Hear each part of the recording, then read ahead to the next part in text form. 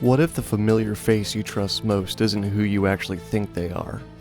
Tonight, we venture deep into the terrifying wilderness where a remote camping trip unravels into a horrifying struggle for sanity against an enemy that knows exactly who to become in the Skinwalker's prey.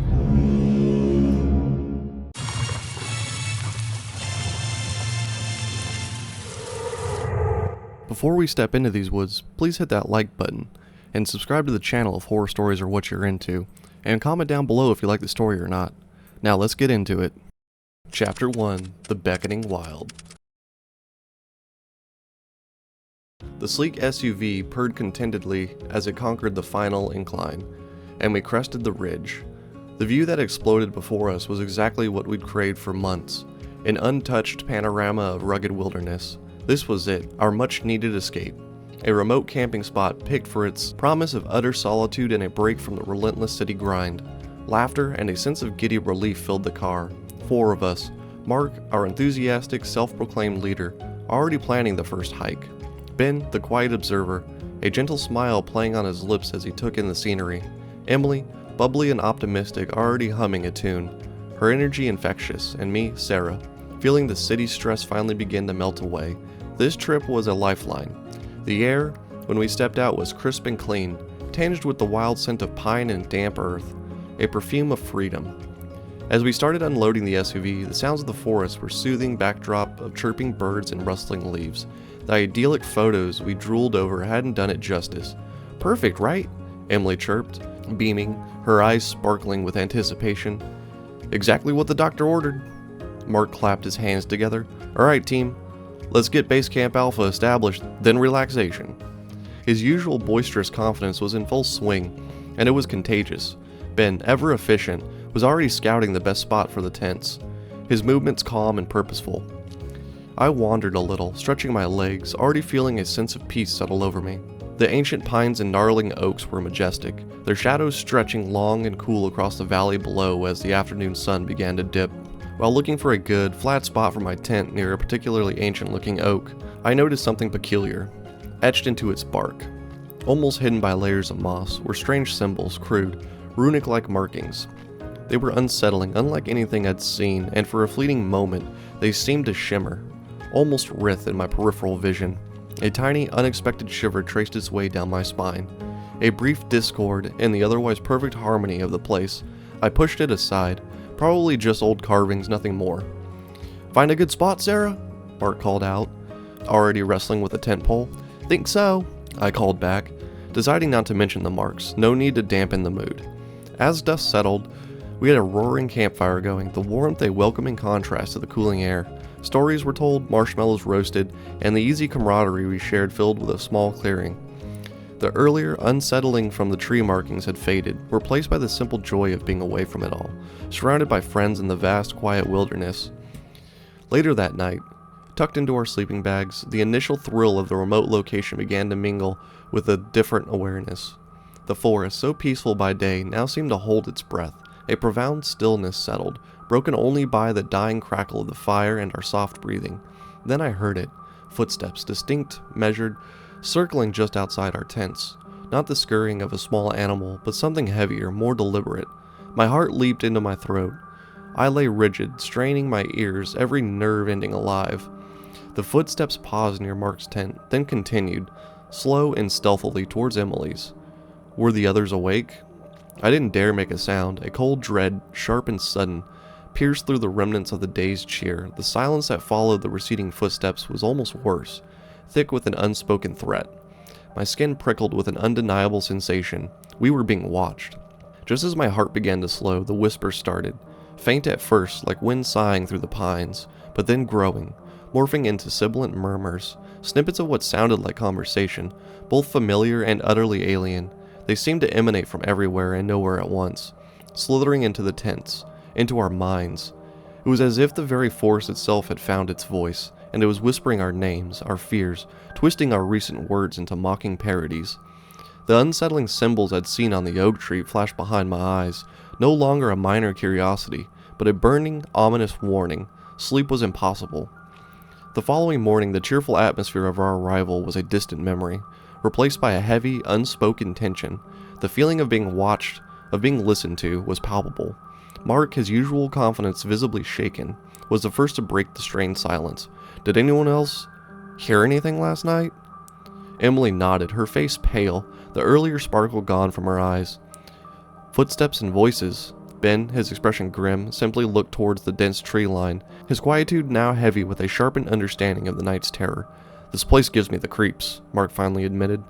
Maybe we should think about leaving." The suggestion hung heavy in the chilled morning air. Leaving felt like admitting defeat, like letting whatever unseen thing haunted this valley win, but the fear was a cold knot in my stomach. "If we're serious," I said, my voice a little shaky, "we should check the SUV now, make sure everything's okay for the drive out." A sudden unspoken urgency propelled us towards where we'd parked it, a little way from our immediate campsite. What we found sent a fresh wave of ice through our veins. All 4 tires of the SUV were completely, irrevocably flat, slashed with a brutal precision that spoke of deliberate intent rather than accidental damage. A quick, horrified look under the hood by Mark confirmed further. Subtle sabotage, wires cut cleanly, looking almost surgically severed. Our vehicle, our only lifeline to the outside world, was utterly useless, a silent metal casualty in a war we hadn't even realized we were fighting. Panic, cold and sharp, began to claw at us. We were stranded, truly stranded, miles from any paved road, with no way to call for help. The earlier, vague unease now solidified into chilling certainty. We were not just in a creepy place, we were trapped. Mark stared at the damage, his face pale, his earlier suggestions to leave now a hollow echo. Emily let out a small, choked sob. Even Ben's stoic composure seemed to crack, a muscle twitching in his jaw. Despite the chilling events and the horrifying discovery of our disabled SUV, a strange inertia, a morbid curiosity, or perhaps a small, cold part of my mind suggested something far more sinister already subtly playing with our resolve, held us captive. The monumental task of hiking out through miles of dense, unknown wilderness, possibly injured or while being actively hunted, felt almost as terrifying as staying. We all felt the tendrils of dread beginning to take root. We were no longer just campers, but intruders, in a place that was slowly waking, and it didn't seem to like us. The whispers had truly begun. Chapter 2. The Unseen Larceny. The chilling discovery of our sabotaged SUV cast a pall of genuine dread over the already oppressive morning. The whispers from the night before no longer felt like a mere unsettling occurrence in a creepy place. They felt like the first pronouncements of a deliberate, insidious intelligence that had us firmly in its grasp. We were stranded, miles from any semblance of civilization, with no way to call for help, and no easy means of escape. Mark's earlier hesitant suggestion to leave now seemed like a cruel joke. The monumental task of attempting to hike out through miles of dense, unknown, and clearly hostile wilderness, possibly injured or while being actively hunted, loomed as an almost insurmountable, terrifying prospect. A strange, fearful inertia had settled over us, a paralysis born of limited options and a burgeoning, unspeakable terror. The decision to give it one more day, as Mark had mumbled with forced bravado before we found the SUV incapacitated, now felt less like a choice and more like a grim, resigned surrender to our immediate, terrifying circumstances. We moved about the campsite with a new, heavy caution, the earlier, fragile hope for our vacation now utterly extinguished, replaced by gnawing anxiety. It was in this atmosphere of heightened vulnerability and forced endurance that the next layers of unease began to unspool. My Swiss Army knife, which I always kept clipped to my belt, and would now be indispensable for any attempt to survive or hike out, was gone. I searched my pockets frantically, then my tent. A knot of cold, hard anxiety tightened in my stomach. Its absence felt pointedly personal, deeply symbolic of our stripped defenses. "Guys, my lighter's gone," Emily announced a few minutes later, her voice edged with a rising, desperate panic. Her eyes, already wide and haunted from the night's events and the discovery of the useless SUV, darted nervously from shadow to shadow, the last vestiges of her innate cheerfulness snuffed out. Mark, who had been staring grimly at the damaged SUV from a distance, turned, his face a mask of frustration and thinly veiled fear. "Okay, this is not random," he said, his voice low and strained. "Someone or something is messing with us, deliberately." He patted his own pockets with a tall tale, agitated nervousness, a muscle twitching in his jaw. His confident facade was crumbling rapidly, revealing the raw fear beneath. Ben, who had been silently re-examining the slashed tires of the SUV with a grim intensity, finally strained. His expression was unreadable, but his silence in the face of these new, personal violations felt heavier than ever, pregnant with an unspoken apprehension that amplified my own growing dread. He meticulously checked his backpack, his movements deliberate, his face set in a grim, unyielding expression that sent a fresh shiver of profound unease down my spine. This wasn't just about being stranded anymore, this was about being actively, methodically undermined. My heart hammered against my ribs as I rummaged through my own bag again, a desperate hope warring with a sickening certainty. My compass, my favorite small penknife, tools that would be vital for any attempt to navigate our way out of this nightmare on foot, both vanished. My hands began to shake uncontrollably. "This is a joke," I said, my voice trembling despite my efforts to keep it steady, louder than I intended. "These are things we need." The fragile camaraderie we tried to cling to after the first night, already strained by the sabotage vehicle, now completely dissolved under this new personal assault. It was replaced by a heavy, suffocating, suspicious silence, punctuated only by the unnerving, constant rustling from the deep woods that now sounded less like nature and more like calculated observation. Accusations, unspoken yet as palpable as the damp, chilling morning air, hung poisonously between us. We eyed each other, a new, ugly suspicion coiling in our guts, the terrible thought dawning that if it wasn't the unseen entity taking these things, then one of us was a thief, or worse, a traitor. Maybe Ben. Emily started again, her voice barely a whisper, looking at him with a mixture of raw fear and a desperate, almost hysterical need for an explanation, any explanation other than the terrifying truth that we were helpless. Ben didn't react verbally, his passive, steady gaze only seeming to fuel Emily's burgeoning paranoia in our confined, inescapable trap. "Let's not turn on each other," Mark interjected, his voice strained, devoid of any real authority, his own unease now undeniable as he too scanned our faces. But the damage was done. The seed of distrust, sown by the whispers and watered by our helplessness, had taken firm root. His plea for unity fell on deaf ears, lost in the rising tide of our individual fears. The rest of that miserable day passed in a haze of simmering suspicion and barely concealed anxiety. Every rustle of leaves, every snap of a twig from the surrounding forest, now sounded less like nature and more like a calculated stealth, amplifying our paranoia. The simple act of trying to prepare a meager meal or reinforce our flimsy camp became a tense, solitary endeavor. Each of us acutely aware of the other's movements, our eyes constantly darting, searching for any sign of deceit or threat from within our own rapidly dissolving fellowship. The unspoken questions, the silent accusations felt more menacing than the whispers of the previous night, gnawing away at the last vestiges of our friendship and trust. We were trapped, not just by the disabled SUV and the menacing wilderness, but by the insidious poison of doubt that was now coursing through our veins. That evening, huddled around a campfire that felt significantly less comforting than the night before, the fear was a tangible presence. The whispers had returned with the dusk, more insistent now, more intrusive. They seemed to weave themselves into our strained conversation, to echo our own anxious thoughts, our deepest unspoken fears. We were beginning to question our own senses, the very fabric of our reality fraying at the edges. Mark's attempts at a light-hearted story fell flat, the forced humor only underscoring the suffocating tension. Emily, her face pale and drawn, began to cry softly, a silent, tearful breakdown that seemed to crystallize the growing desperation and fear gripping our small group. Ben stared into the flames, his expression a mask, his silence more haunting than any words could be. I looked from one friend to another, and in the frightened eyes I saw reflections of strangers. The wilderness, or whatever lurked within it, was methodically breaking us. The fire dwindled to glowing embers, casting long, distorted shadows that writhed and danced like phantom figures on the canvas of the surrounding trees. The whispers felt closer now, more intimate, as if the very air around us vibrated with an unseen, malevolent energy. A chill far deeper than the night air could account for settled into my bones. Emily curled into a fetal position near the dying fire, whimpered softly, her breath shallow and ragged, muttering incoherent words. Mark kept a restless, fitful watch, his hand repeatedly, instinctively going to the empty sheath on his belt where his hunting knife usually rested.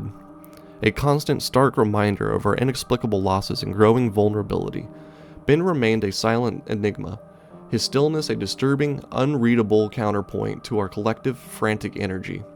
Then I saw it, a flicker at the very edge of my vision, a movement too swift to register fully, yet too definite, too deliberate to dismiss as a trick of the dying light. The dark shape, undefined, formless, yet radiating a chilling, undeniable sentience. It detached itself from the deepest shadows at the tree line, paused for a heartbeat and then moved. The image burned itself into my retina, a shifting silhouette vaguely humanoid but utterly, terrifyingly wrong. Animalistic limbs seemed to meld into human-like torso, then dissolve and reform. One moment a suggestion of an elongated arm, the next a featureless flowing mass. It moved with an unnatural fluid grace, as if unbound by the normal laws of physics. I tried to focus, to discern details, but it remained an elusive, nightmarish enigma. My mouth opened to scream, to warn the others, but my voice was trapped in my throat, a choked gasp. My mind, reeling, scrambling for a rational explanation, an animal, a figment of my exhaustion, terrified imagination, yet a cold, sickening certainty settled deep within me. What I had seen was real, more than real. It was fundamentally, primordially wrong, unnatural. Mark, perhaps sensing my distress, my rigid posture turned. "Sarah, what is it?" he whispered, his voice barely audible above the incessant, now menacing whispers of the wind. I saw something," I finally stammered, my voice a shaky thread. "Out there, a shadow, a figure, it moved, it changed." Emily let out another soft, terrifying whimper. Ben remained motionless, his expressions unreadable, his lack of overt reaction somehow even more unsettling than our open fear. The last embers of the fire finally surrendered to the encroaching darkness, plunging our small, terrified circle into an absolute, suffocating blackness. The whispers intensified, swirling around us, becoming more distinct, more menacing. The icy, invisible tendrils winding themselves into our thoughts, actively fueling our growing paranoia and despair. The silence that punctuated their ebb and flow was heavy, thick with unspoken dread and the terrifying proximity of the unknown. Every rustle of unseen leaves, every snap of distant twigs, every sigh of the wind through the branches sent fresh waves of primal terror through us. The already blurred boundary between our collective fear and tangible reality seemed to dissolve completely. We could no longer distinguish the whispers of the wilderness from the insidious whispers of our own fracturing minds. Then came new sounds, sharp and terrifyingly close. The distinct crack of twigs underfoot, the deliberate rustle of leaves, not from the distant forest, but from just beyond the thin fabric of our tents, from the darkness that pressed in on us. The sounds were purposeful, stealthy, moving with an unnerving predatory slowness. We froze, breaths held captive in our chest, listening as if to the approach of our own doom. This was no mere animal. This was something that understood our fears, that seemed to relish them. A sentient darkness that was actively, malevolently toying with us. Hours crawled by, each moment an eternity of agonizing suspense, punctuated only by the perceived nearness of the unseen menace and the relentless whispers that seep from the very fabric of the forest, embedded themselves in our minds, becoming the soundtrack to our deepest fears. As the first hesitant hint of dawn began to bleed through the dense canopy, painting the sky with the ghostly hues of a dying night, the sounds finally ceased. The whispers faded. The unnatural stillness that followed was, if anything, more terrifying than the preceding sounds. We remained huddled together, utterly exhausted, palpably terrified. The fleeting glimpse of that shadowy, shifting figure had irrevocably shattered any lingering hope of a rational explanation, any vestige of our perceived safety, our sense of reality itself. The wilderness, chosen for its promise of escape and beauty, had transformed into a nightmarish landscape of dread. A stage upon which a terrifying, shape-shifting entity was methodically playing out its chilling, patient game, and we, its unsuspecting, now thoroughly terrified victims, were caught in its deadly, incomprehensible trap. Chapter 3. Echoes of Madness. The unnatural hush following the creature's withdrawal at dawn was, if anything, more terrifying than the preceding night's cacophony of predatory sounds and whispers. The brief, horrifying glimpse I had of the shifting entity, the certainty of its malevolent intelligence, these realities had burned away any lingering denial. We were not dealing with explainable phenomena. We were prey. The thin morning light offered no comfort, only illuminating the stark terror etched on our faces and the grim, silent understanding that passed between us. Mark's bravado was gone, replaced by a haunted look. Emily was a pale ghost of her former self, starting at every sound. Ben, though still quiet, had a new grim tension around his eyes and mouth. His usual calm now seemed like a tightly coiled spring. Then, as the day wore on, the psychological siege began in earnest. It started not with a bang, but with insidious whispers that felt like they were being threaded directly into our minds, distorted echoes of our own voices, twisted parodies of our recent conversations, our deepest anxieties, our growing fears. Emily's soft whimpers from the night before were replayed, elongated, twisted into something mournful and desperate that seemed to emanate from the trees themselves. Mark's strained attempts at reassurance were mimicked, his voice rendered thin and reedy, laced with an undercurrent of mocking laughter that made my blood run cold. Even Ben's stoic silence seemed to be thrown back at us with the rustling leaves and the groaning branches, a derisive imitation of his impassivity. The voices were disturbingly familiar, yet utterly alien. They slithered into our consciousness, planting venomous seeds of doubt and suspicion. One moment, I'd be certain Mark was speaking to me, only to turn and find him meters away, his lips still. The next, Emily's voice would call my name from the periphery of my hearing, a sound that was both a desperate plea and chillingly, subtly wrong. It was as if the very air around us was alive, buzzing with distorted echoes of our own crumbling sanity. The manipulation grew more sophisticated, more insidious. The voices played on our individual insecurities, our spoken anxieties. They seemed to know our secrets, our vulnerabilities. They would whisper promises of rescue, only to snatch them away with a crackle of derisive laughter, replacing hope with vivid, fleeting images of impending, brutal doom. They spoke of betrayal, of abandonment, of the futility of our struggle. They expertly exploited the growing tension with our small, fractured group, driving wedges between us, nurturing the suspicion that had taken root the day before. Mark, his pragmatic mind, struggled against the onslaught, attempting to dismiss the voices as a trick of our heightened senses, a product of our collective exhaustion and fear. But his voice held a desperate, tangible edge, a tremor beneath the carefully controlled surface that betrayed his own terror. Emily, her face reaching its apex, became convinced she was being constantly watched.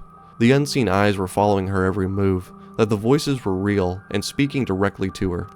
She clung to me at times, her body shaking uncontrollably, her words a terrified, incoherent jumble, a constant stream of fragmented whispers, filled with the names of loved ones long gone, their imagined words of comfort and reassurance now twisted by the entity into something sinister and menacing.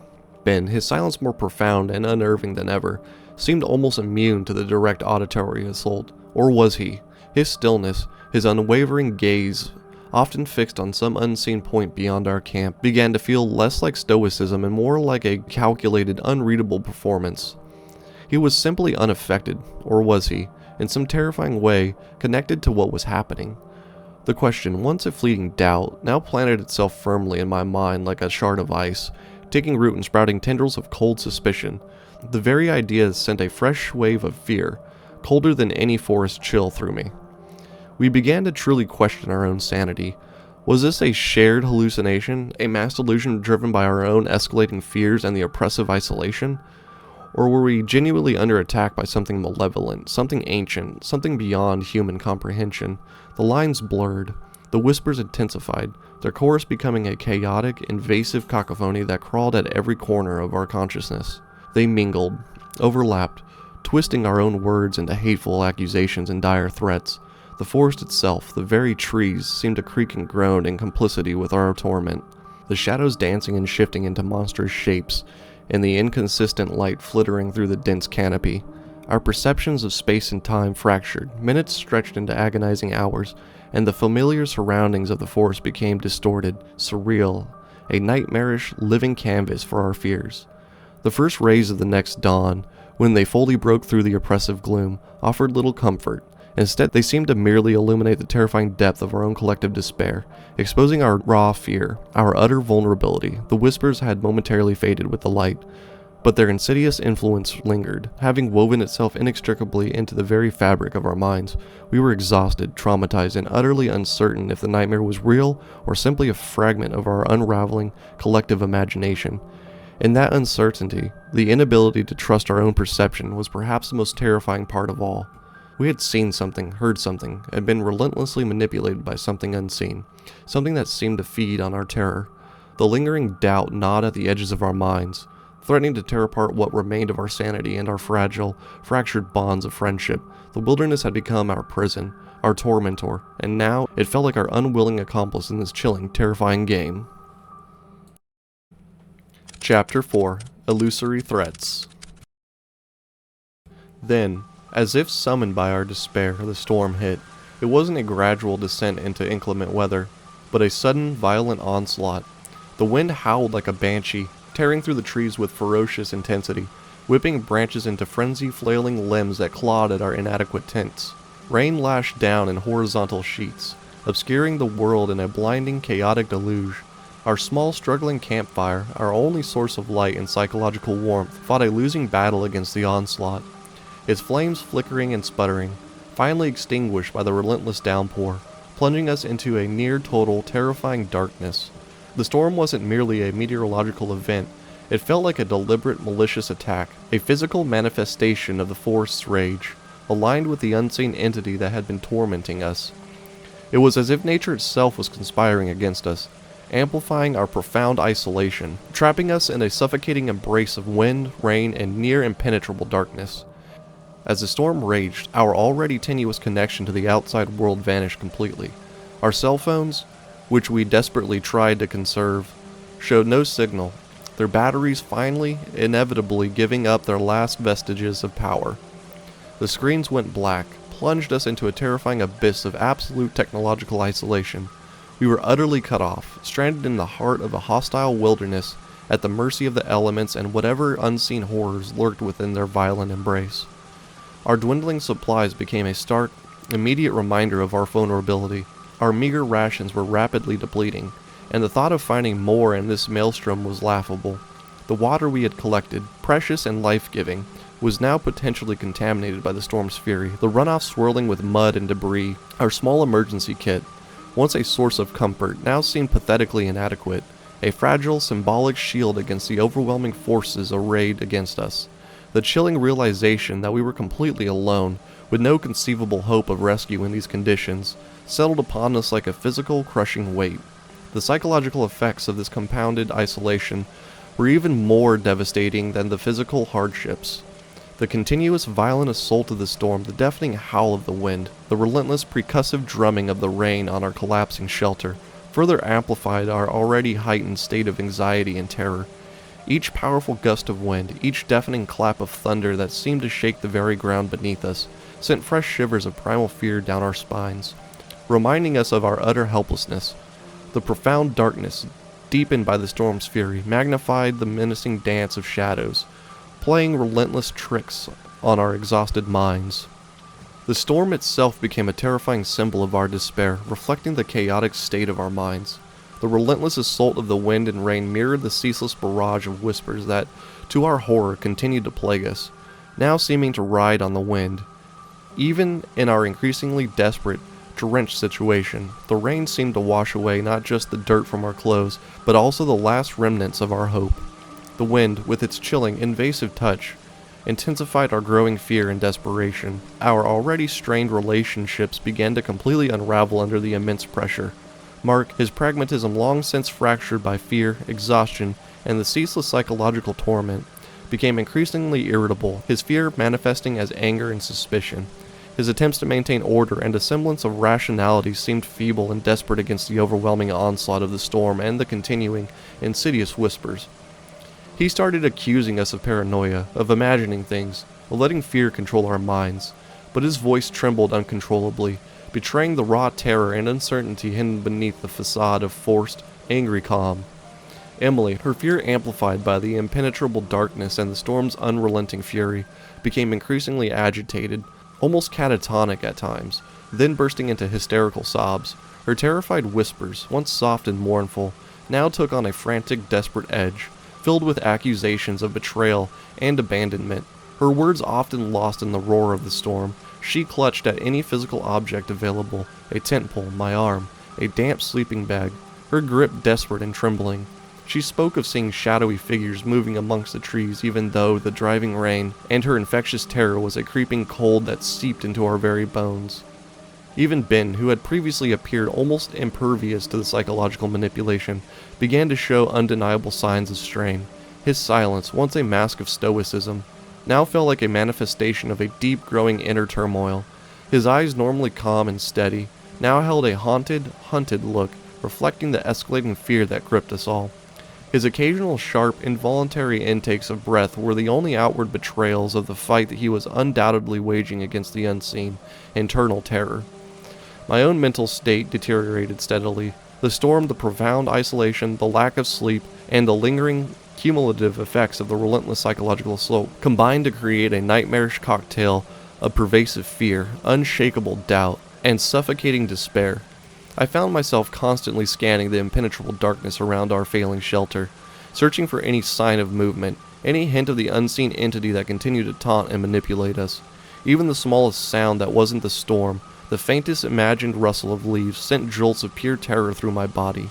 I felt like I was living on the precipice of a complete mental breakdown. The relentless rain added another layer of abject misery, leaving us cold, damp, and shivering in a state that only amplified our growing desperation. We had to ration our last scraps of food and sips of water, our bodies and minds strained to breaking point by the harsh elements and the suffocating paranoia. The storm eventually began to subside as a new, bleak dawn approached, leaving behind a world washed clean, yet somehow feeling dirtier, heavier with unspoken dread.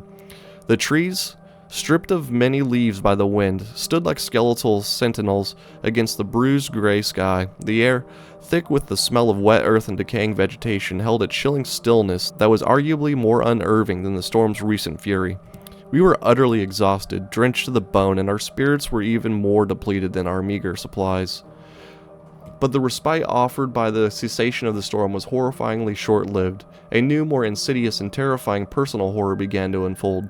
It started subtly, as before, a flicker of movement in the periphery, a fleeting glimpse of what looked like a familiar face in the shadows between the ravaged trees, a voice that seemed to echo from both inside and outside our minds. At first we tried to dismiss these occurrences as the lingering effect of the storm, the trick of the profound exhaustion and overwrought nerves. But as the hours of eerie calm crept by, the subtle disturbances escalated, transforming into a full-blown assault on our senses and our sanity. Mark, his face gaunt and pale, was the first to react to a clear manifestation. He pointed a trembling finger at a figure standing at the edge of the clearing, a figure that looked impossibly like Emily. She was standing almost serenely, a slight, almost pitying smile on her face. "Emily, is that you?" he called out, his voice barely a whisper, laced with a chilling, profound uncertainty and a desperate, fragile hope. The figure moved, a slow, deliberate turn of its head. A low chuckle, chillingly, achingly familiar, sliced through the silence. "Looking for something, Mark?" the figure purred, its voice a perfect, horrifying imitation of Emily's, yet subtle, dreadfully off-key, a discordant note in a remembered, beloved song. Emily, who was huddled close to Ben, near the sodden remains of our camp, let out a terrified, choked whimper. "That's not me!" she breathed, her eyes wide with stark horror, her voice choked with the fear that was absolute. She was right, the figure had Emily's features, her build, even the way she characteristically tilted her head. But there was something fundamentally, terrifyingly wrong, a discordant, alien note in its movement, a subtle, predatory dissonance in its gestures. Before Mark, or any of us, could truly react, the figure lunged. Chapter 5: The Savage Hunt. The creature wearing Emily's face lunged with startling, unnatural speed. Mark, fueled by a potential cocktail of terror, confusion, and desperate, reflexive instinct to protect, reached instantly.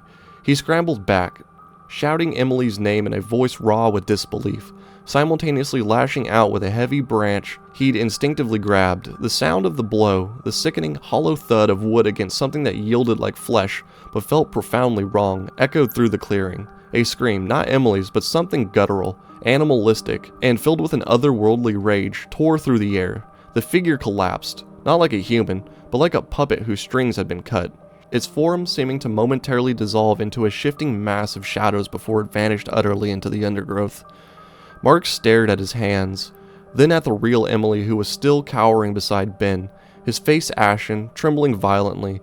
He had struck out at what looked like his friend, and the horror of that, the doubt of what was real, was a fresh torment. The incident shattered whatever fragile, desperate equilibrium we had managed to cling to. The lines between friend and foe, reality and illusion became completely, terrifyingly blurred. The Skinwalker, if that's what it was, continued its cruel game of mimicry, its deceptive attacks growing bolder, more frequent, and deeply personal. It would shift seamlessly between our forms, its voice a perfect, chilling echo of our tones, our inflections, our very patterns of speech. It would whisper our deepest fears, our most private insecurities, our darkest unspoken secrets, expertly fueling our paranoia and mutual suspicion. It seemed to take a pervasive pleasure in our growing terror, and the accelerating disintegration of our trust, and the self-destructive spiral into which it had so skillfully manipulated us. At the moment, Ben would be silently helping us reinforce our pathetic makeshift shelter, his movements economical and reassuringly solid. The next, a twisting, subtle, distorted version of Ben would appear at the edge of our vision, whispering insidious lies and accusations, his eyes gleaming with a cold, malevolent intent. Then, just as quickly, the illusion would dissipate, leaving us staring at the real Ben, his face etched with a weary confusion and a terrifying, shared vulnerability that somehow made the deception even crueler.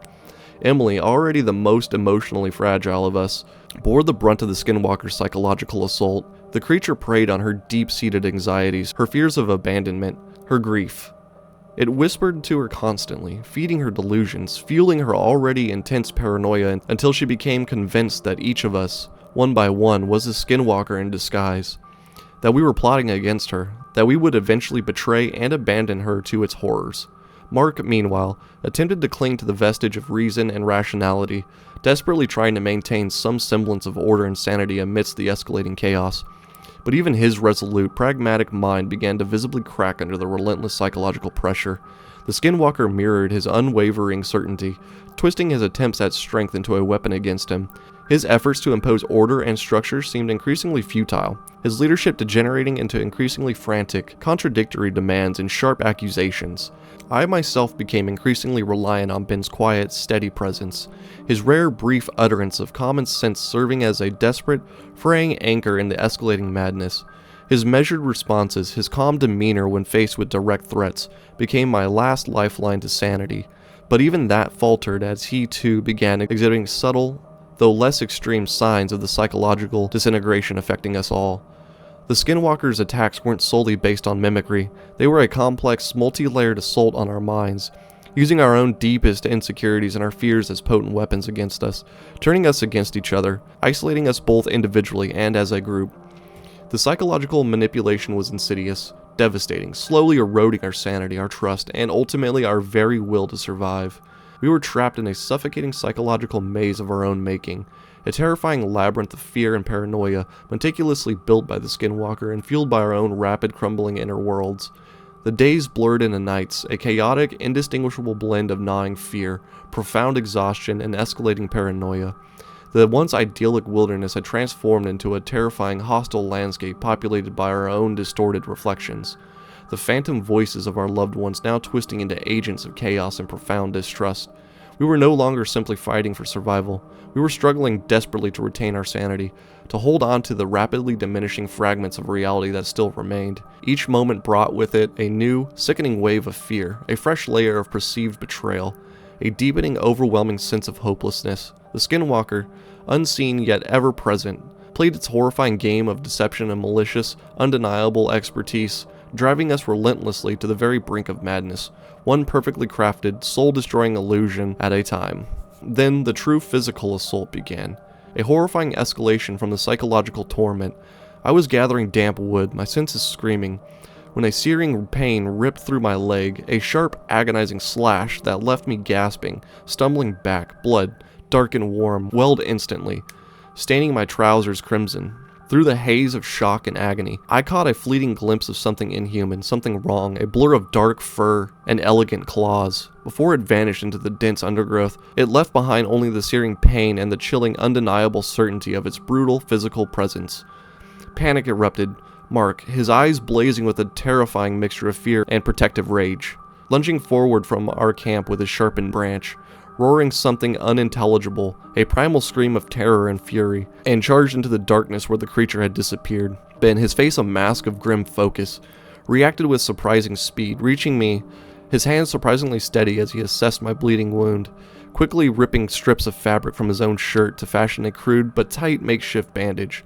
Emily, her eyes wide and unfocused, began to rock back and forth, her unsettling, incoherent muttering intensifying, now laced with what sounded like a chillingly accurate, almost precognitive description of Mark's unseen struggle in the dense woods.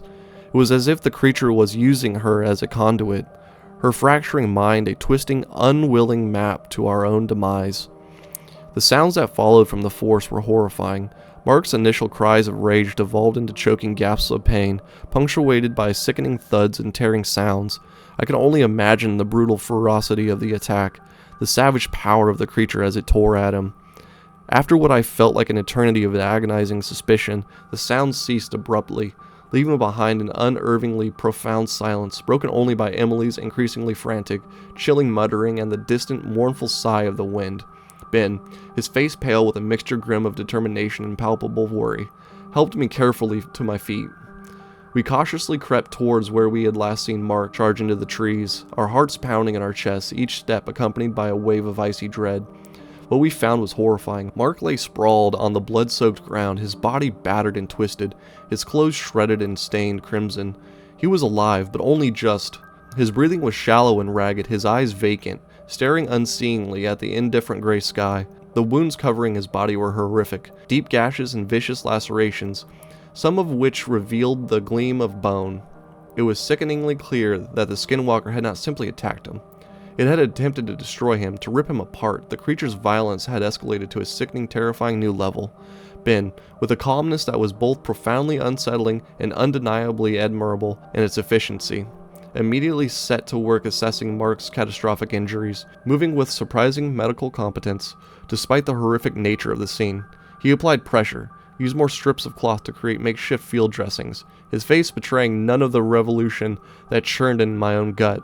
The entire scene felt unreal, a grotesque, nightmarish horror show played out under the cold, indifferent gaze of the blue sky.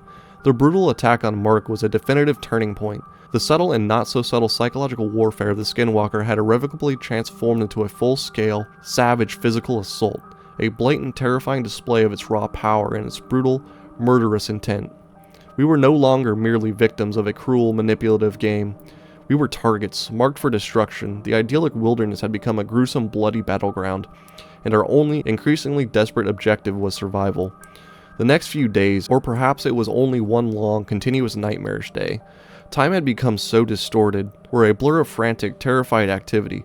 We dragged Mark back to our tattered camp, barricading ourselves as best we could within our collapsing tents, and a flimsy barrier of fallen branches, desperately attempting to fortify our defenses against the creature's inevitable return.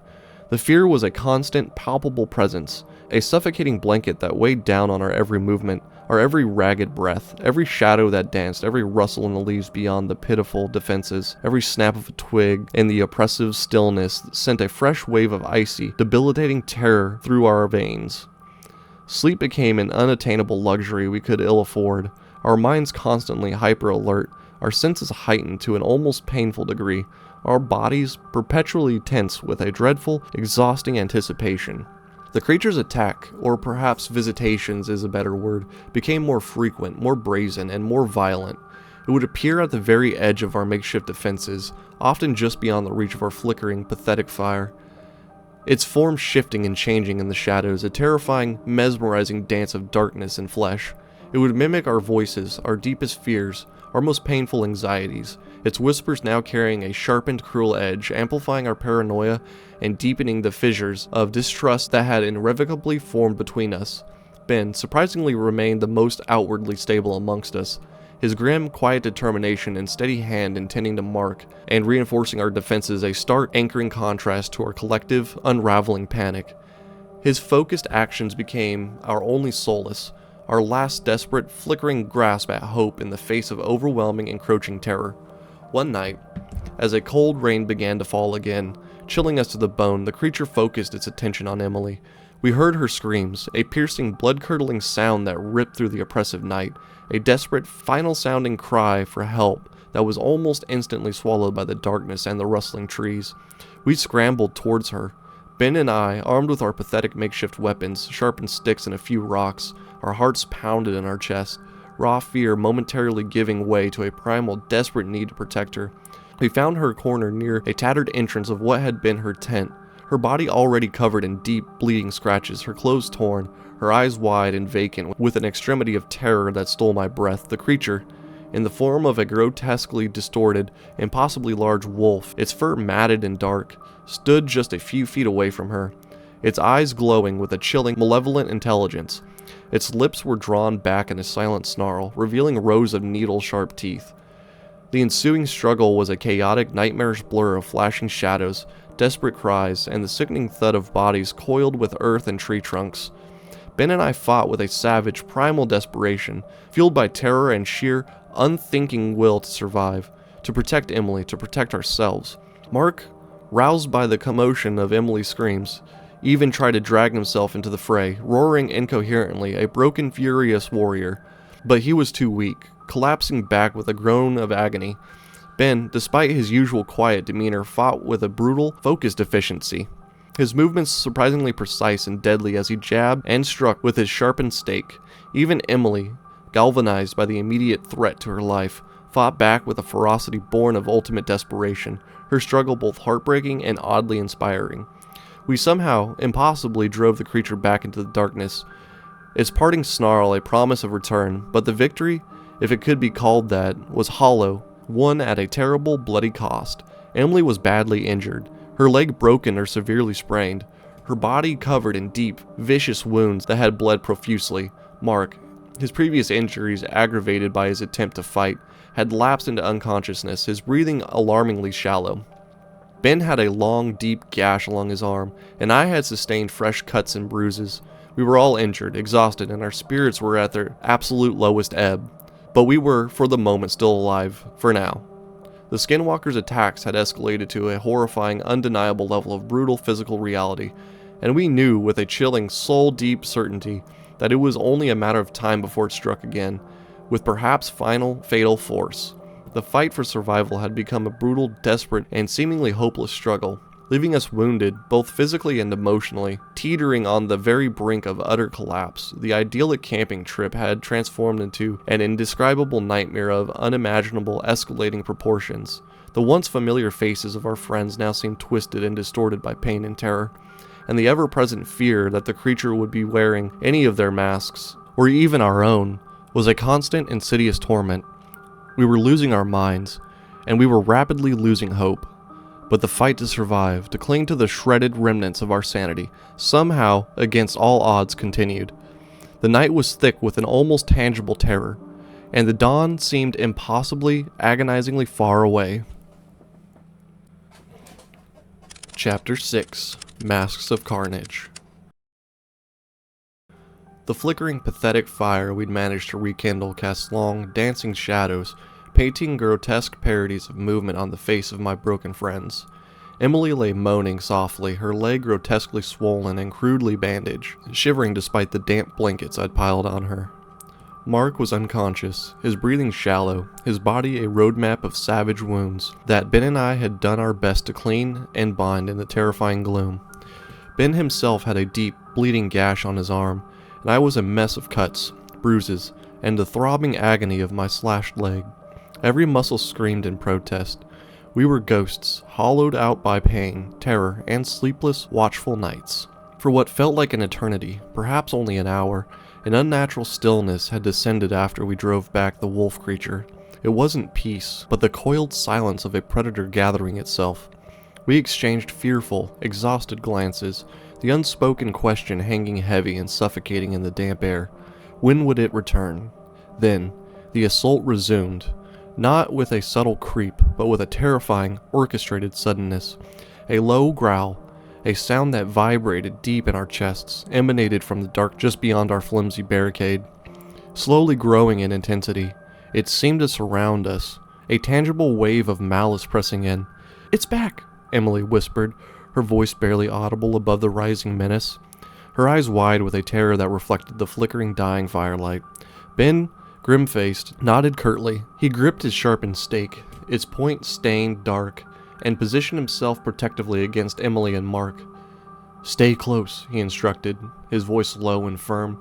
yet I could hear the underlying tremor of exhaustion and dread. His usual calmness was a brittle shield, threatening to shatter. Slowly, cautiously, we peered into the encroaching darkness. The air was thick with the cloying, metallic tang of blood, ours and perhaps its. And then we saw him, or what appeared to be him, standing at the edge of the firelight, partially obscured by the tangled undergrowth, was Mark. But not the broken, unconscious Mark lying beside us. This Mark was upright, his clothes torn, but his body seemingly whole, his face contorted into a terrifying rictus of rage, his eyes glowing with a faint, unnatural, sickening light. He lunged, a guttural roar ripping from his throat, a sound that was chillingly, unmistakably Mark's voice, yet utterly distorted, alien, laced with an otherworldly malice that curdled the blood. The illusion, if it was an illusion, was so perfect, so convincingly real, it sent a wave of paralyzing, nauseating fear through me. I flinched back, my hand flying instinctively to my wounded leg, the raw pain a stark reminder of the creature's brutal power. But something about the way this creature, Mark, moved, the deliberate, almost theatrical nature of its advance, felt wrong. It was too precise, too calculated, lacking the chaotic, frenzied energy of some of its previous attacks. It felt staged.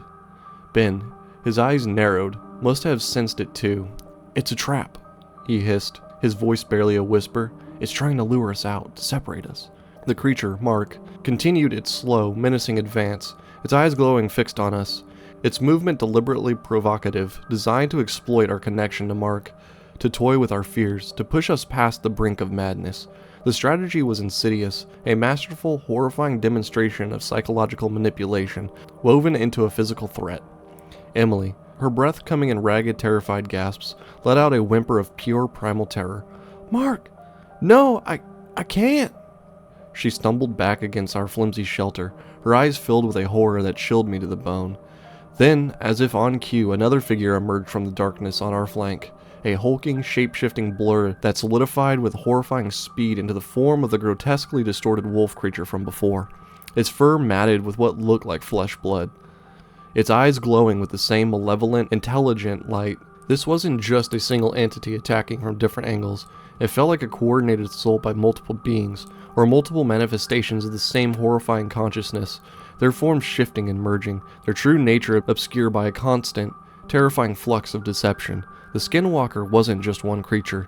It was a legion, a horrifying symphony of fear and predatory chaos. The fight that followed was brutal, a desperate, hopeless melee.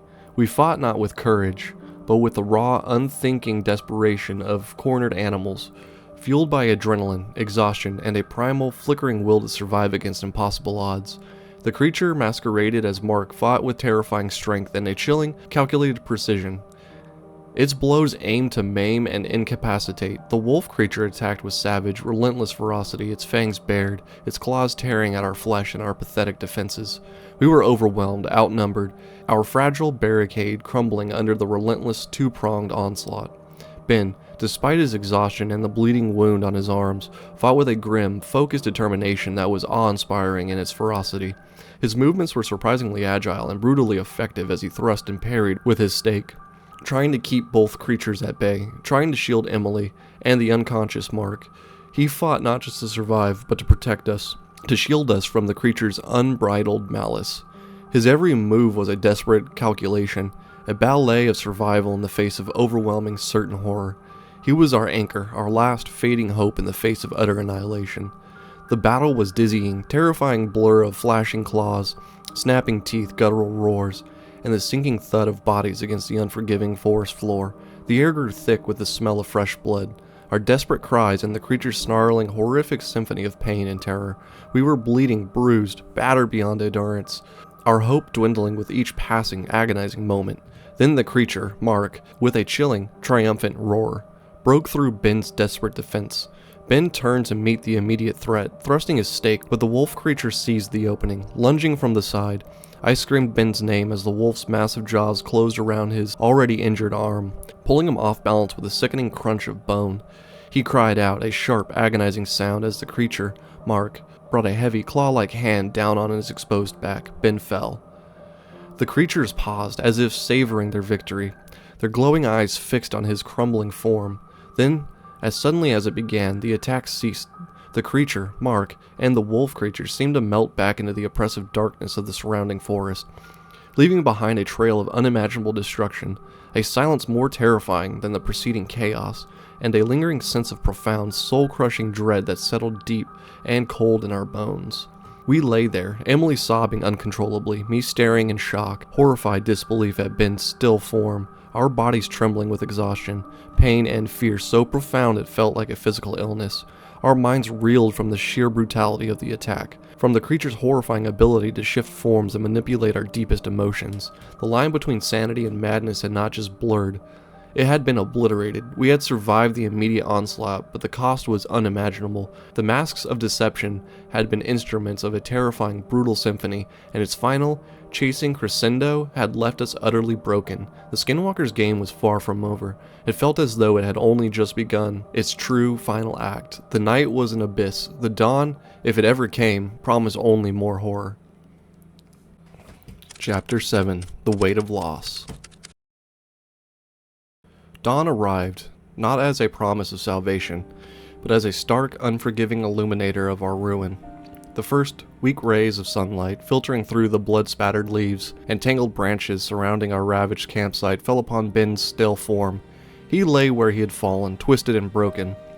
The massive wounds on his arm and back, inflicted by the wolf creature, and the monstrous effigy of Mark, were gruesome, beyond any hope of unskilled mending. His eyes, those calm, steady eyes, that had so often been a silent source of strength, stared vacant and unseeing at the bruised, indifferent sky. The sharpened stake, his valiant weapon of defense, lay discarded a few feet away, snapped in two, a pathetic symbol of our futile resistance. A raw, silent scream tore through me, a soundless agony that clawed at my throat and left me gasping. Emily, her face a mask of pale, frozen horror, crawled brokenly towards him, her injured leg dragging uselessly, her hand trembling violently, reached out to touch his cheek, then recoiled as if burned.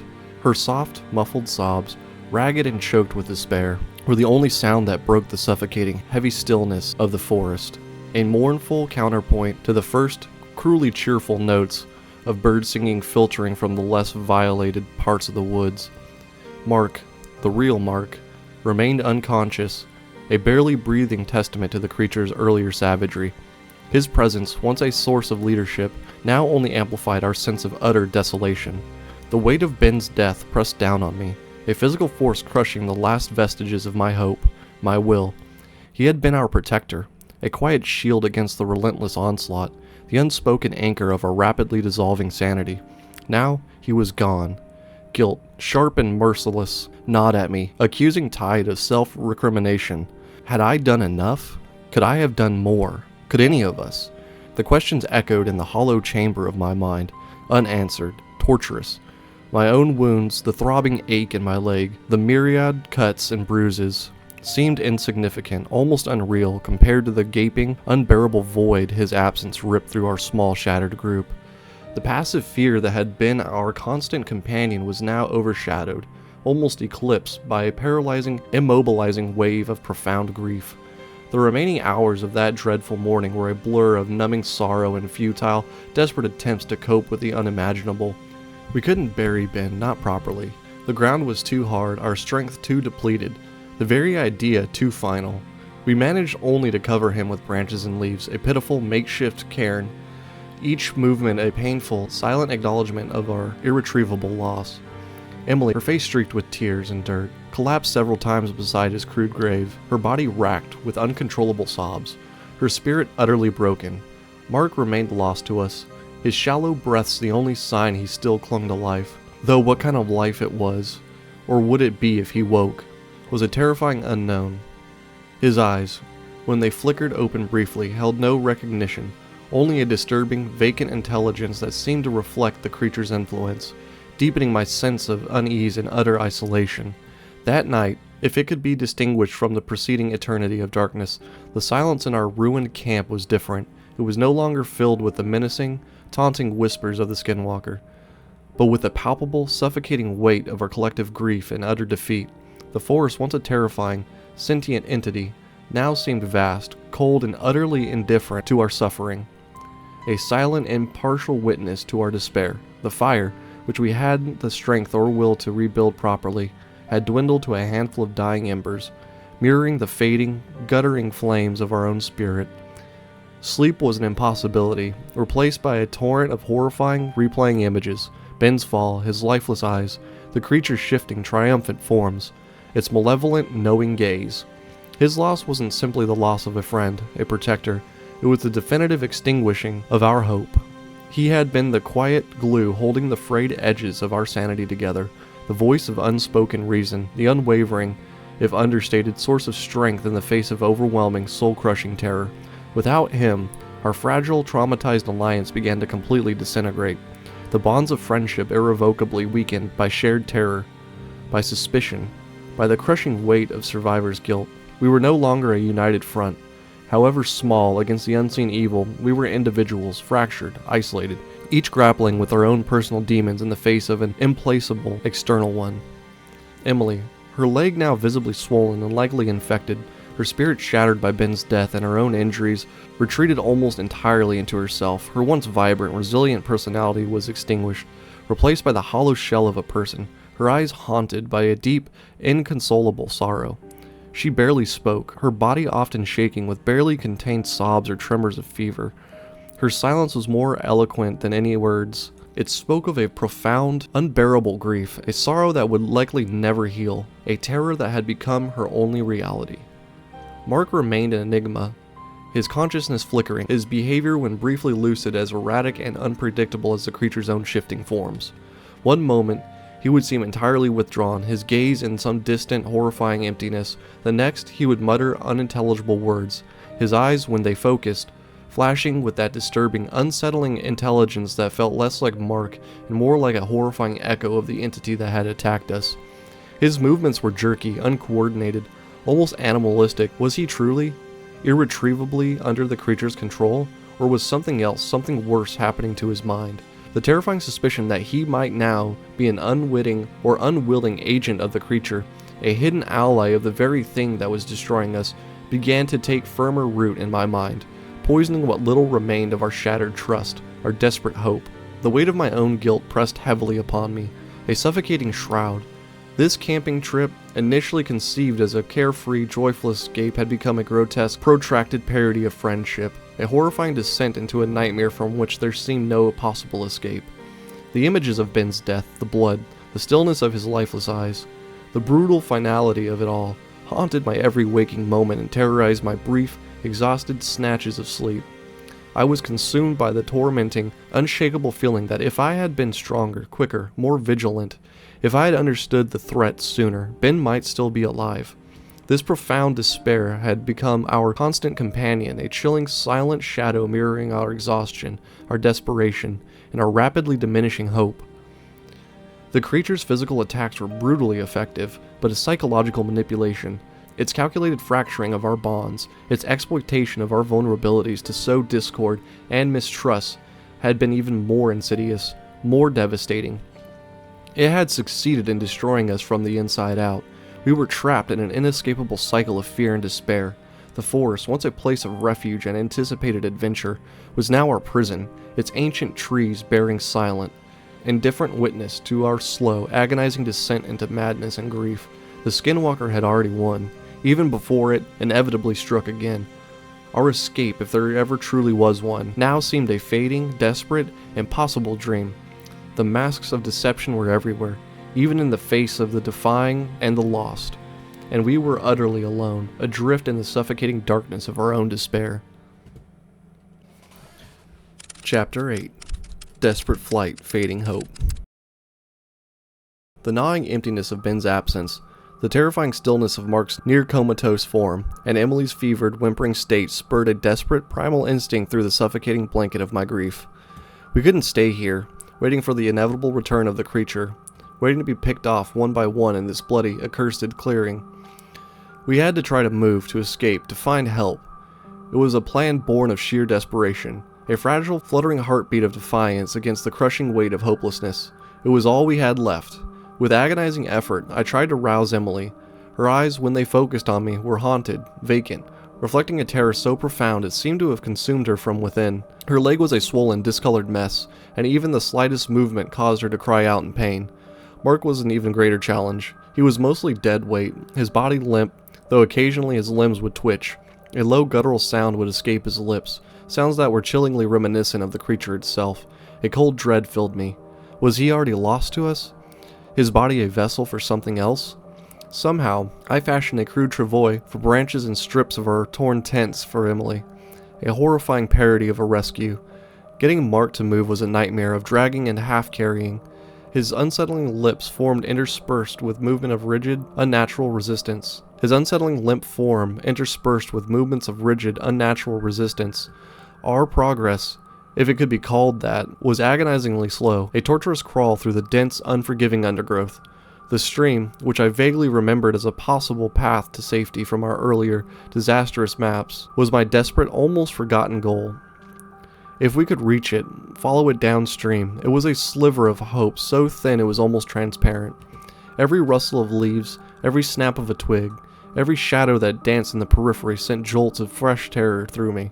The forest, still draped in the oppressive gloom of the previous night's horrors, and the current day's overcast sky, seemed to watch our pathetic, desperate progress with a cold, calculated amusement. The silence, when it fell, was no longer the silence of indifference, but the charged, predatory stillness of the hunter observing its wounded, struggling prey. Emily's labored breathing, punctuated by soft cries of pain, and Mark's occasional, disturbing murmurs or sudden jerky movements were the only sounds that accompanied the crunching twigs under my boots and the scrape of the travois. The sun, when it occasionally broke through the dense canopy, offered no warmth, no comfort, only a stark, pitiless illumination of our wretched state. Its relentless heat where it struck beat down on us, further draining our already catastrophically depleted energy. The air hung heavy, humid, making every breath a labored, painful effort. Emily's condition visibly worsened with every agonizing jolt. Fever burned in her eyes. Mark was becoming less and less himself, his moments of vacant lucidity more disturbing than his inertness. As the endless day wore on, the forest itself seemed to actively conspire against us. Thick vines, like grasping tendrils, snaked across our path, hindering our progress, forcing me to battle through the thorny bushes that tore at our clothes and my already bleeding skin. The terrain grew steeper, more treacherous, forcing us to climb over fallen logs and navigating slippery, moss-covered rocks. Each move a precarious dance with gravity and utter exhaustion. My initial desperate determination began to waver, to fray under the relentless soul-crushing effort. Doubt, a poisonous, insidious weed, began to take root in my weary, fractured mind. Were we even making any progress? Or was this futile, agonizing attempt at escape simply delaying the inevitable, drawing out our suffering? The psychological toll was as debilitating, as crippling as the physical one. The constant gnawing threat of the Skinwalker's imminent return, the terrifying uncertainty of our surroundings, the ever-present, skin-crawling feeling of being watched, hunted, it all chipped away relentlessly at my dwindling resolve. Emily's pain intensified, her cries of agony sometimes sharp and piercing, echoing through the oppressive stillness of the forest, sounding like a beacon for the thing that hunted us. Mark, at times, seemed to lose himself entirely to whatever darkness was consuming him, his murmurs becoming more frequent, more frantic, his eyes when they opened, holding a disturbingly distant, almost predatory gleam. His behavior, his very presence, bordered on the actively irrational, deepening the already considerable fear that held me captive. Was he slipping further, irretrievably under the creature's influence? A cold, sharp, and terrifying suspicion began to pierce through my despair. Could he, in this current state, be a danger not just to himself but to us? Could he betray us, even unwittingly? The twilight arrived like a death sentence, bringing with it the chilling, visceral reminder of the previous night's horrors. The forest seemed to deepen in its shadows, its already ominous presence amplified by the rapidly fading light. We found a small, barely defensible hollow, more a shallow depression than a clearing, and I built a tiny, pathetic fire, its flames offering little comfort, a feeble, flickering counterpoint to the growing, encroaching darkness. As the night deepened, the whispers began again, subtle at first, slithering through the trees, then growing bolder, closer, more personal. They seemed to come from everywhere and nowhere at once, a symphony of unsettling, insidious sounds that played upon my deepest fears, my rawest grief, They whispered Ben's name, mimicked Emily's cries of pain, even echoed Mark's distorted, guttural sounds. Mark was becoming increasingly agitated beside the struggling fire. His mutterings became louder, less coherent, punctuated by unsettling, soft laughter that wasn't his own. His eyes, when they caught the firelight, seemed to glow faintly with the same unnatural luminescence I'd seen in the creatures that wore his face.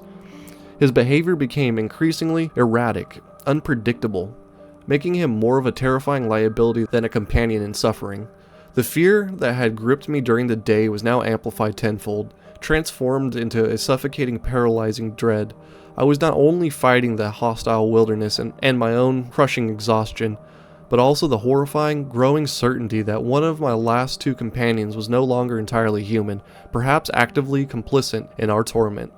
Suddenly, a branch snapped with explosive force, terrifyingly close to our miserable shelter. We all froze, or rather I froze, and Emily let out a choked gasp. Mark, with a speed and agility that should have been impossible given his wounds, stood abruptly, his head cocked, his eyes fixated on something in the darkness beyond me, his breathing heavy and ragged. Silence stretched, taut and unbearable, punctuated only by our ragged breaths and crackling of the failing fire, and then the sound again. A low guttural growl, a sound I knew with sickening familiarity, piercing the silence. It was unmistakable. The Skinwalker was close. It had found us. Or perhaps it had been with us all along. Our desperate, pathetic escape attempt had led us only deeper into its lair. We were surrounded. We were doomed. I screamed, a raw, primal sound of ultimate terror and despair. I tried to pull Emily, to shield her, but it was too late. A blur of motion, impossibly fast, erupted from the darkness. This time it wasn't playing. There was no elaborate mimicry, just brutal, swift efficiency. A shape, shifting and indistinct, blacker than the night itself, detached itself from the shadows. Before I could fully react, before Emily could even scream properly, a hand, or perhaps something that only vaguely resembled a hand, impossibly long and tipped with claws like obsidian daggers, shot out and grabbed her. A single, desperate, agonizing sound tore from Emily's throat, a sound that was abruptly, sickeningly cut short.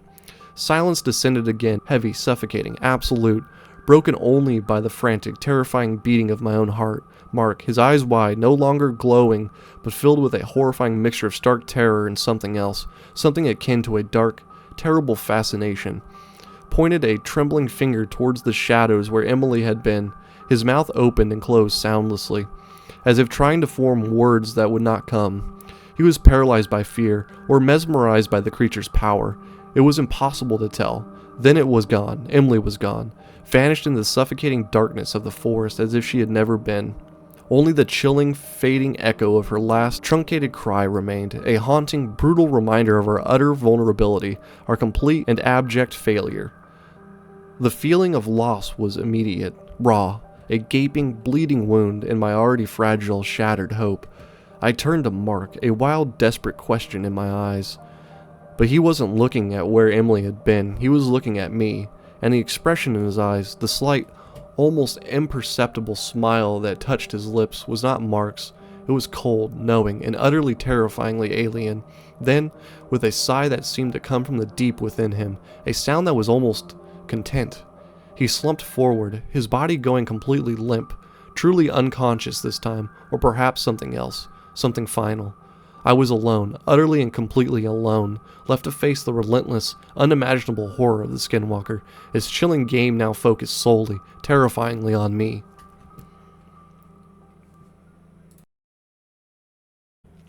Chapter 9. Whispers in Stone. The silence that descended after Mark slumped into that final, terrible stillness was absolute, a crushing void where Emily's last cry had been torn from the air. I was alone, truly, utterly alone.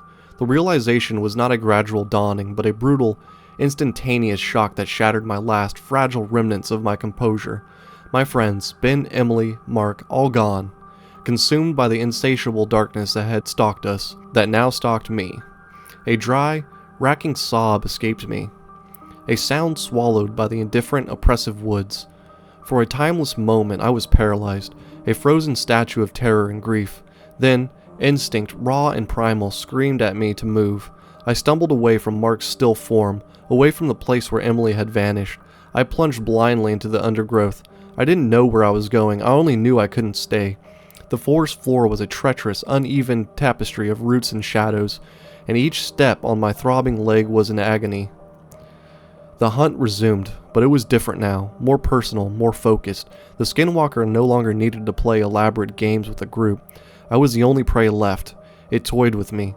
Its presence a shifting, intangible horror, a whisper of my name in Ben's gentle tone from just behind a tree. A fleeting glimpse of Emily's sorrowful face in a moonlit patch of ferns, beckoning me closer. The chilling certainty of being watched, of being herded, of its cold amusement at my pathetic attempts to flee. It was a relentless psychological torment, designed to break me down, to shatter my will, to feed on my escalating fear and despair. Sometimes I would hear it moving, a heavy crashing in the brush that paralleled my own panicked flight, always just out of sight, letting me know it was there, inevitable. Days and nights blurred into a hellish continuum of terror, exhaustion and gnawing hunger. My injured leg was a constant, fiery torment. My clothes were shredded, my body a canvas of cuts, bruises, and exposure. I pressed on, fueled by nothing more than a stubborn, almost unconscious refusal to simply lie down and die, though the thought, the longing for oblivion, was a constant, seductive whisper in my mind. The forest itself seemed to twist and turn, a living, malevolent labyrinth conspiring with the Skinwalker to keep me lost, disoriented, and teetering on the brink of utter madness. The shadows grew longer, sharper, more threatening, and the darkness of night became an almost tangible, suffocating blanket that concealed the unseen horrors that relentlessly hunted me. Then, when I was at the absolute nadir of my strength, when despair was a cold, final certainty in my heart, I stumbled upon it. It wasn't a sudden discovery, no dramatic parting of the trees. I collapsed, my body finally refusing to obey. At the edge of a small, almost imperceptible indentation in the dense forest, a place where the oppressive canopy thinned slightly, allowing a sliver of weak, gray light to penetrate. As my vision cleared, I saw it, a glint of tarnished metal, half buried in the damp, leaf-strewn mud. With trembling, dirt-caked fingers, I unearthed it, an old, intricately carved locket, its symbols alien, yet resonating with a disturbed sense of ancient, unsettling power. Looking around, my heart pounded with a new, unidentifiable emotion that was not quite hope, but a desperate, fragile curiosity.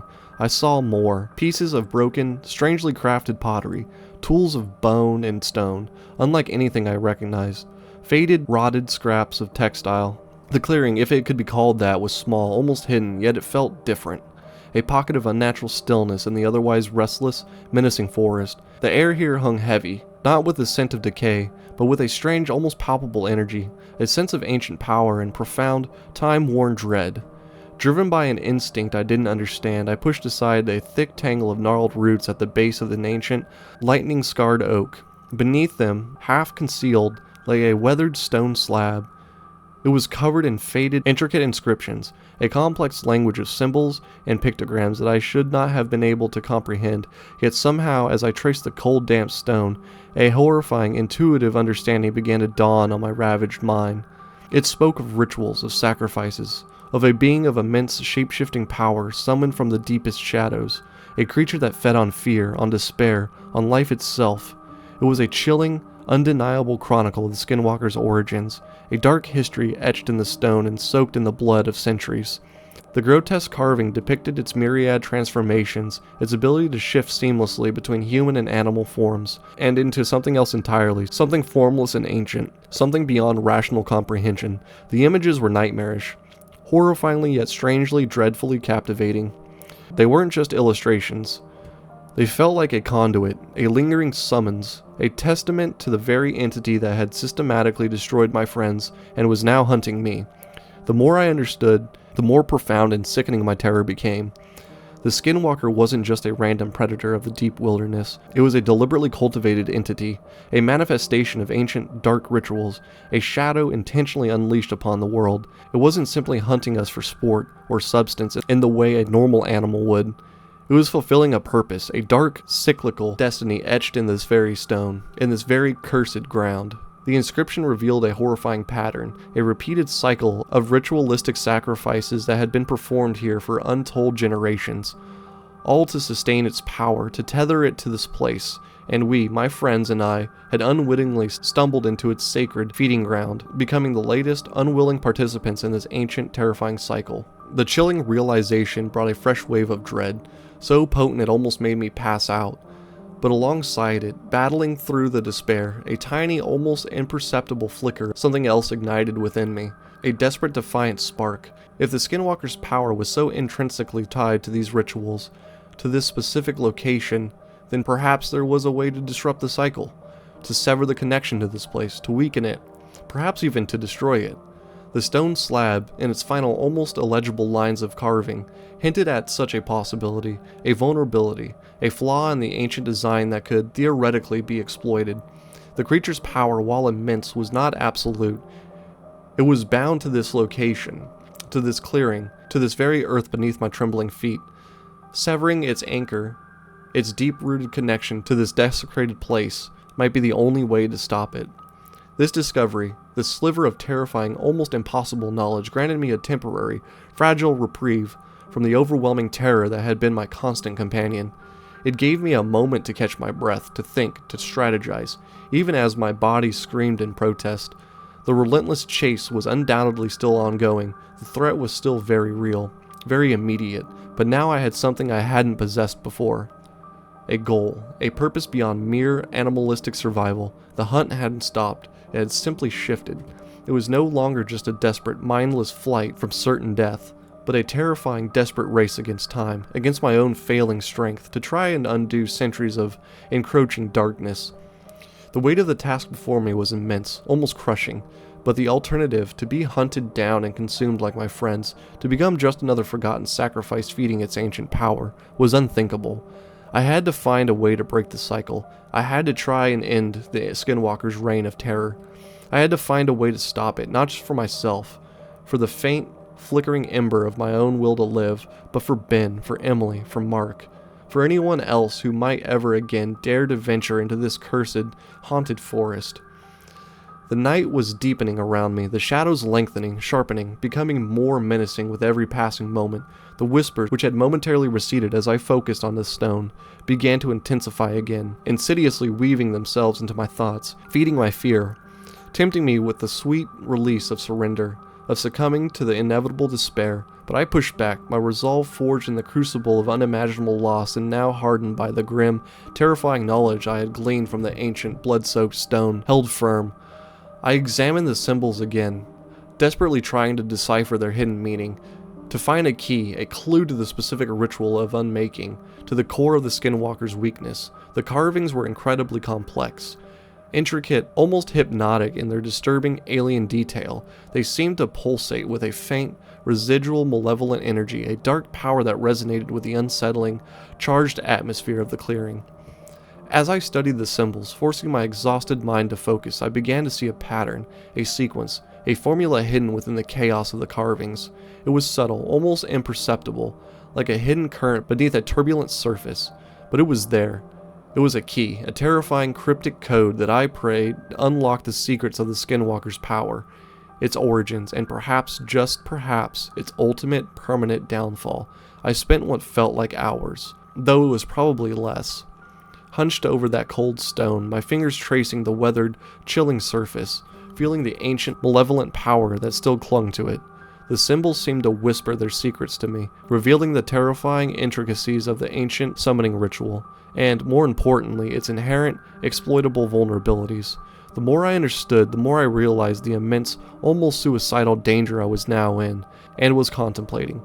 The ritual of unmaking, or disruption, was potent, incredibly dangerous, and terrifyingly complex. A single mistake, a misread symbol, a moment of faltering will, could unleash unforeseen, catastrophic consequences, potentially amplifying the Skinwalker's power beyond anything I could imagine, or even binding me to its fate. The line between salvation and utter annihilation felt impossibly, terrifyingly thin, but I pressed on, driven by that desperate, flickering hope, by a grim, sorrowful determination to confront the darkness that had consumed my friends, to break the cycle of fear that had haunted this forest for centuries, and to prevent future victims from suffering the same horrific fate. The night continued its relentless, oppressive march, the forest's profound darkness closing in around me like a living shroud. the whispers of the Skinwalker growing ever louder, more insistent, more taunting, but now mixed with the chilling whispers of fear. There was a new sound beginning to form in my own mind, a fragile, defiant whisper of hope, of purpose. The game was still very much ongoing, but the rules, it seemed, were about to change. The ancient legacy of fear was about to face its most unexpected, most desperate challenge yet.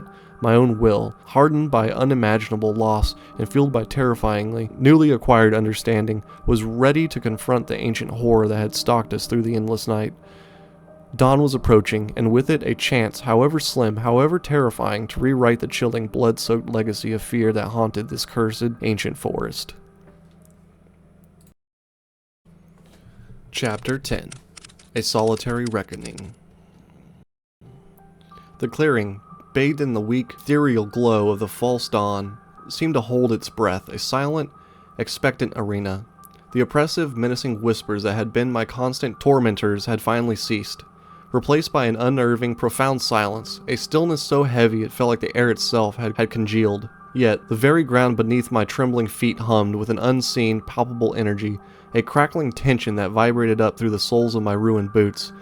That was it, the final, desperate confrontation. My face, streaked with grime, sweat, and tears, was a mask of pale, grim determination.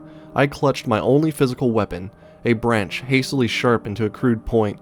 But my true hope, my only real weapon, lay in the terrifying knowledge I had gleaned from the ancient, blood-soaked stone slab. In my other hand, I held a small, flat piece of rock onto which I painstakingly scratched one of the key symbols of severance I had deciphered.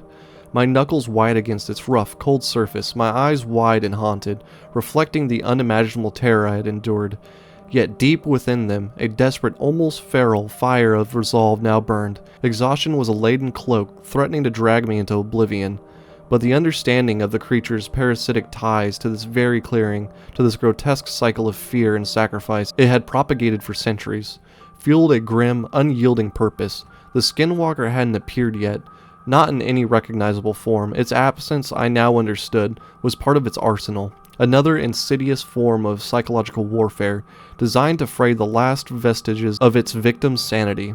But I wouldn't be lured by the shadows or voices this time. My focus, unwavering despite the tremor in my hands, was on the heart of the clearing, on the almost imperceptible disturbances in the earth, the subtle discolorations in the soil that hinted at the focal point of the ancient ritual, the unholy anchors that bound its essence to this place, anchors the stone slab had vaguely, chillingly indicated. Then it manifested, not as a grotesque monster, not as one of my lost beloved friends. It knew, I sensed, that it was beyond those simpler deceptions now. It coalesced from the shadows, from the very air itself, at the center of the clearing, a swirling, chaotic vortex of shadow and distorted, sickly light. It was a protean mass that writhed with the horrifying suggestion of countless forms subsumed within its being. A claw here, a glaring eye there, a human-like limb, dissolving into something bestial and then into pure, dark energy. Its core pulsed with a malevolent, ancient, and undeniable intelligence. A low guttural sound emanated from its shifting mass, a sound that vibrated in my bones. A terrifying symphony composed of all the fears it had embodied, all the pain it had inflicted. It knew I was there. It knew I understood its nature, its tethers. The game of stealth and mimicry was over. This was about raw power, about survival. It lunged, not with physical limbs at first, but as a palpable wave of pure, concentrated terror. A psychic assault designed to shatter my mind, to drown me in my own grief and fear. Images, more vivid and horrifying than any nightmare, flashed before my eyes. Ben's vacant, accusing stare. Emily's final, blood-curdling scream, now directed at me. Mark's body twisted into an unholy mockery of life, his eyes burning with the creature's own malevolent fire. My breath hitched. The sharpened branch wavered precariously in my hand. Guilt, sorrow, and a soul-deepening weariness threatened to engulf me. "You feed on fear!" I choked out, my voice a trembling, ragged whisper, yet unexpectedly firm as I clung to the words, the understanding, gleaning from the stone. "You feast on pain! But your cycle, your legacy of fear, it ends here, it ends now!" I fought back against the crushing tide of despair, focusing with all my remaining will on the knowledge, the desperate strategy I'd formulated. The slab had been clear, in its archaic, terrifying way. The creature's connection to this world, its ability to manifest and sustain its horrific power, was intrinsically, symbolically tied to specific anchors within this clearing, places where ancient sacrifices had been made, where its dark essence was most deeply embedded in the violated earth. To disrupt these anchors, to defile the ritual ground with the symbols of severance, to reclaim this space with an opposing act of will, this was my only desperate chance. As a tendril of pure shadow, cold as the grave, lashed out towards me, I dodged, scrambling with an agility born of pure adrenaline towards the nearest anchor point I'd identified from the slab's cryptic map. A small, unnatural, barren patch of ground where the 3 dark, oily-looking stones lay half-buried. The creature shrieked, a sound that tore at the air, a sound that was not of this world, its chaotic form flickering violently as I slammed my small, inscribed rock into the dark stones. With a surge of desperate energy, I recited a few more disjointed, powerful words of unmaking I had pieced together from the slab's carvings, words that felt ancient and tasted of ash and power on my tongue. The effect was immediate, electrifying, the targeted stone glowing for a moment with an unnatural, sickly green light, then cracked with a sharp, resonant sound. The Skinwalker recoiled as if struck a physical blow, a significant portion of its shadowy mass dimming, its shriek morphing into a sound that was unmistakably tinged with pain, with surprise, hope. Sharp, fierce, and almost painful in its intensity, pierced through my terror. It could be hurt. It could be fought. The battle, if it could be called that, became a desperate, terrifying dance of will against ancient malice. It was a creature of immense otherworldly power, and I, a lone, injured, exhausted human. It redoubled its assault, sending waves of disorienting, nauseating energy that buckled my knees, conjuring fleeting, horrifying illusions from the periphery of my vision. The faces of my dead friends, their bodies broken and accusing. It lashed out with shadowy, ephemeral appendages that sought to crush my spirit or ensnare my body. Each move I made towards another anchor point was a terrifying gamble. Each successful disruption of its tethers met with a more ferocious, more chaotic, more desperate assault from the wounded entity. My sharpened branch was all but useless against its largely incorporeal attacks, but the symbols I had memorized, the words of power that tore from my raw throat, the focus, burning intent of breaking the ancient unholy ritual, these were my true, desperate weapons. I reached the final, central anchor, the very spot where the great carved stone slab had rested, the place I knew to be the nexus of its power. The Skinwalker was now a raging, incoherent tempest of shadow and discordant sound, its form less defined, more erratic, as its connection to this world were systematically, painfully severed one by one.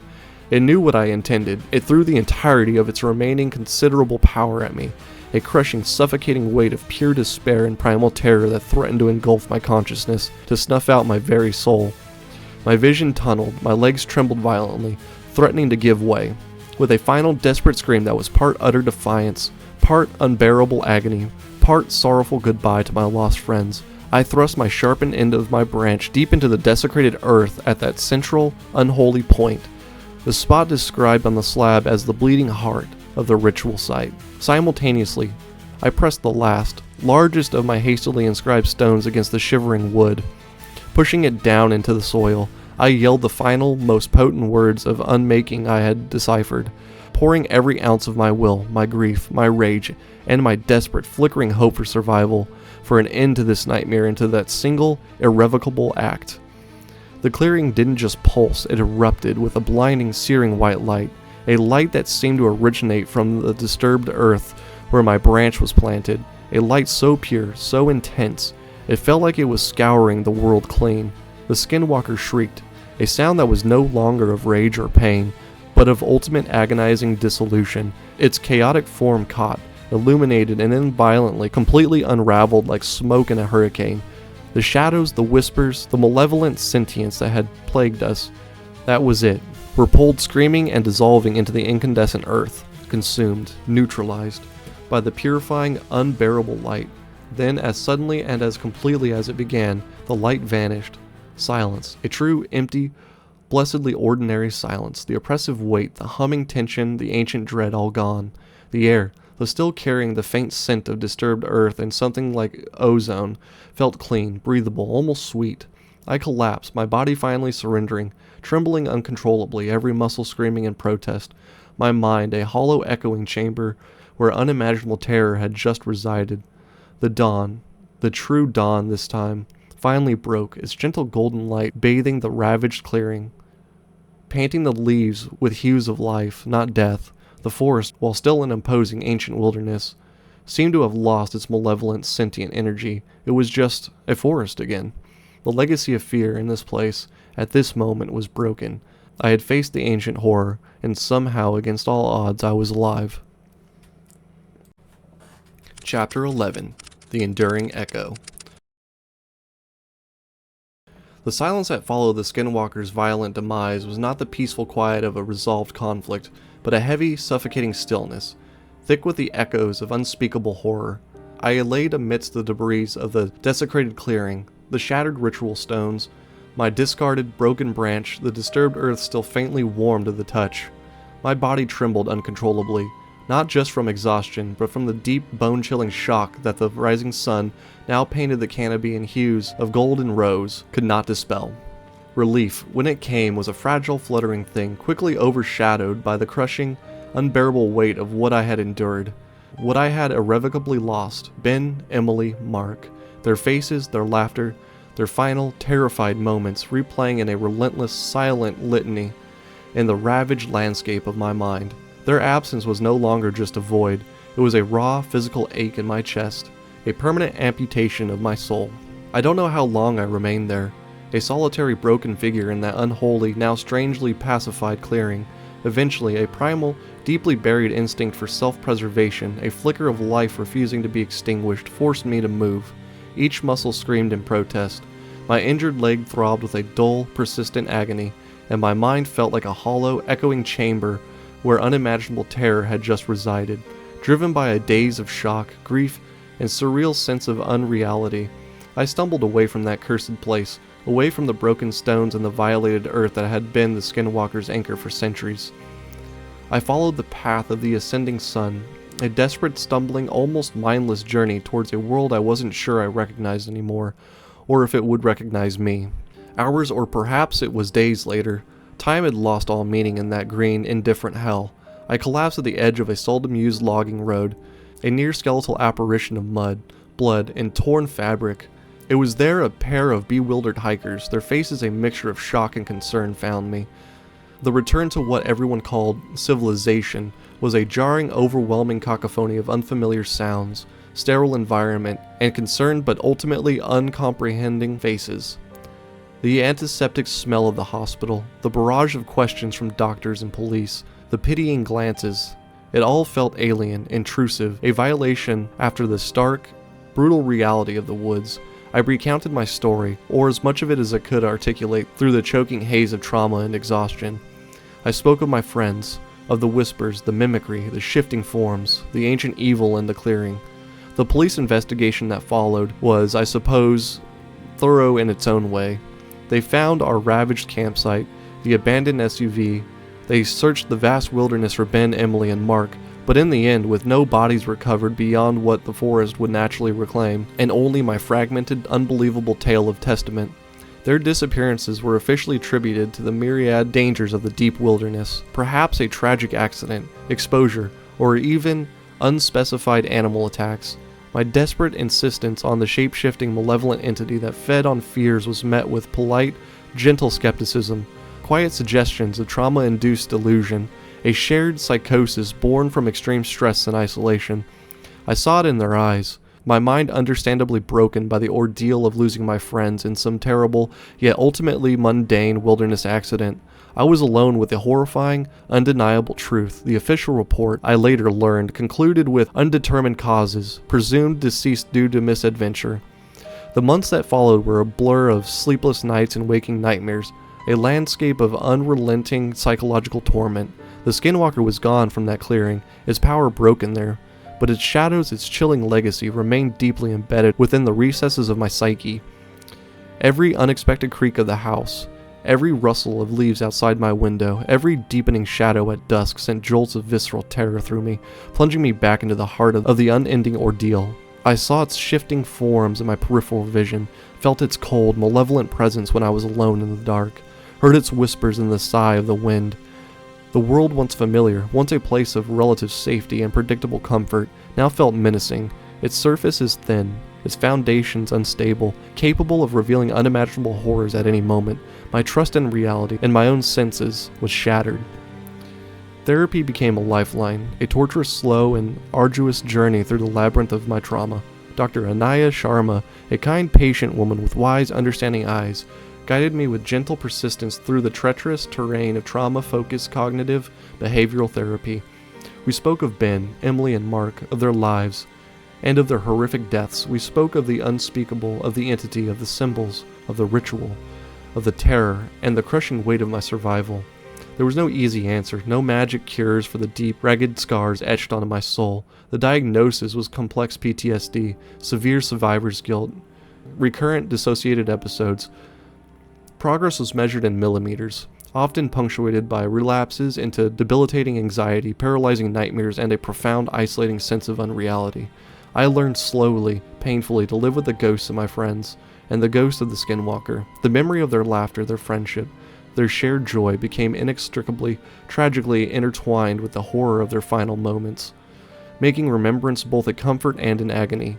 The chilling legacy of the Skinwalker was not just in the pervasive fear it had instilled in me, but in the profound, unwelcome understanding of the true darkness that can lurk just beyond the fragile veil of perceived reality and within the hidden corners of the human mind. I never returned to those woods. I couldn't. The thought alone was enough to trigger a cascade of debilitating panic. Yet the forest remained in my mind, a silent, omnipresent testament to our ordeal. Its ancient trees, the eternal, indifferent witnesses to our suffering and my desperate, solitary fight. The story of my life didn't end with a triumphant, clean escape, but with a quiet, enduring, daily struggle of survival, forever changed, forever marked by the horrors she had witnessed. The legacy of fear was part of my cellular makeup now, a chilling, constant reminder that some nightmares never truly end. They simply fade into the background of one's life, a persistent low whisper in the quiet corners of the mind, an indelible stain on the soul. I had survived, yes, but a significant part of me would always remain in this haunted, ancient wilderness, bound to the chilling power of what we faced, and the horrifying, irreplaceable toll it took. The silence of the woods in my memory was no longer just the absence of sound, but an uneasy, lingering truce, a whisper of the ever-present possibility of darkness, a testament to the enduring, haunting echoes of the terror that had reshaped my world. Thanks for checking out the video, guys. Remember to hit that like button, and subscribe to the channel if horror stories are what you're into. Also, comment down below what you thought, or if you have an idea for a horror story that I can make into a video. Catch you next time.